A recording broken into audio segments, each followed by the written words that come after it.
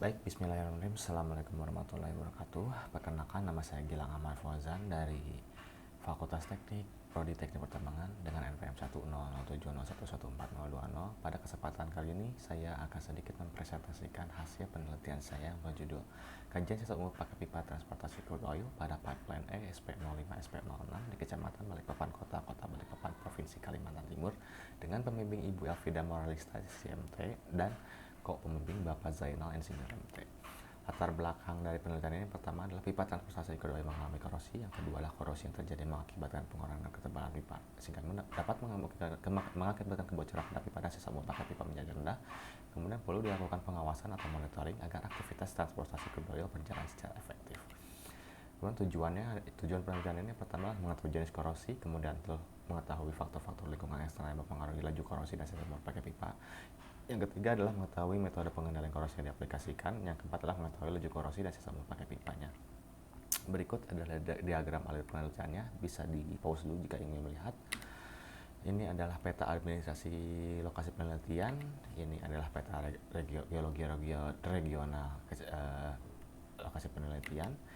Ini adalah peta jenis tanah lokasi penelitian. Kemudian ini adalah komposisi kimia material pipa API 5L grade X46 berdasarkan ISO 3183 tahun 2012 dengan kandungan Fe sebesar 96,46% dengan kandungan karbon maksimal sebesar 0,28% dan termasuk ke dalam low carbon steel. Ini adalah schedule pipe-nya yang menggunakan schedule 60 dengan tebal nominal 12,7, tebal outside diameternya 273,1 mm, dan nominal pipe-nya adalah 10 inch. Berikut ada spesifikasi lengkapnya. Lokasi penginstalan di Balikpapan, fluid yang dialirkan adalah crude oil, tahun penginstalan 2011 dan tahun inspeksi adalah 2019, sehingga umur pipa 8 tahun dengan panjang 3.120 meter dan tipe pemasangan supported above ground dan underground.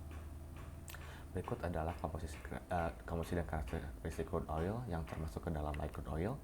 Berikut adalah data lingkungannya. Pertama, jenis tanahnya organosol, yang kedua adalah pH tanah 5,8 sampai 6,3 sehingga asam. Yang ketiga adalah resistivitas tanah berkisar antara 2615 sampai 3621 ohm cm dan temperatur udara berkisar antara 22 derajat Celcius sampai dengan 35,5 derajat Celcius. Berikut ada skema jalur pipanya, ada 17 test point. Berikut adalah pH tanahnya yang terendah 5,8, yang tertinggi 6,3 sehingga termasuk ke dalam kondisi tanah asam. Kemudian ini adalah nilai resistivitas tanahnya, termasuk ke dalam tingkat korosif hingga highly korosif berdasarkan corrosivity rating based on soil resistivity. Jenis korosi yang terjadi pada lokasi penelitian ada dua, yaitu jenis korosi merata atau uniform corrosion, yang kedua ada erosi atau erosion corrosion. Kemudian metode pengendalian yang dilakukan adalah ada 4, yaitu coating, wrapping, proteksi katodik, dan inhibitor. Untuk coating dan wrapping yang digunakan bisa dilihat sendiri.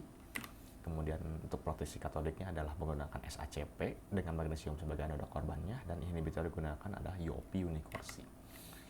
Pengukuran ketebalan pipa menggunakan ultrasonic thickness gauge Panamatic MG2DL dengan posisi pengukuran ketebalan pipa seperti pada gambar. Kemudian tebal aktual pipanya paling rendah ada di 8,73, yang tertebal ada di 9,38 mm.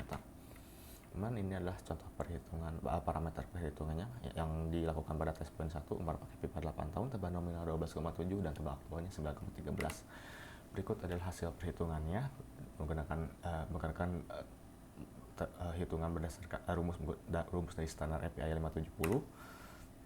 Kemudian adalah laju korosi pipa dan sisa umur pakai pipa. Dapat dilihat untuk laju korosi pipanya rata-rata di 0,4, jadi 0, dan termasuk ke dalam kategori good.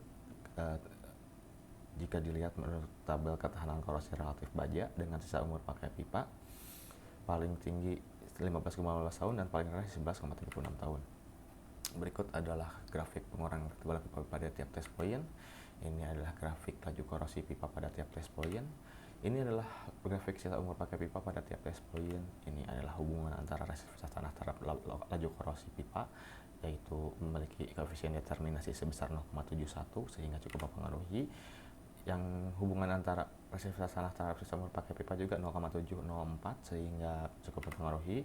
Untuk hubungan antara pH tanah terhadap laju korosi pipa juga 0,7868 sehingga cukup mempengaruhi juga.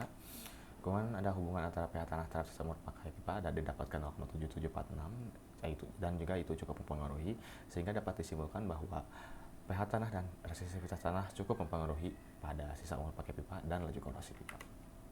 Kesimpulan, jenis korosi yang terjadi pada pipa transportasi crude oil pipeline ESP05-6 adalah korosi merata dan korosi erosi. Kedua adalah faktor-faktor lingkungan eksternal, yaitu resistivitas tanah dan pH tanah berpengaruh cukup signifikan terhadap laju korosi dan sisa umur pakai pipa berdasarkan nilai koefisien determinasi yang didapatkan.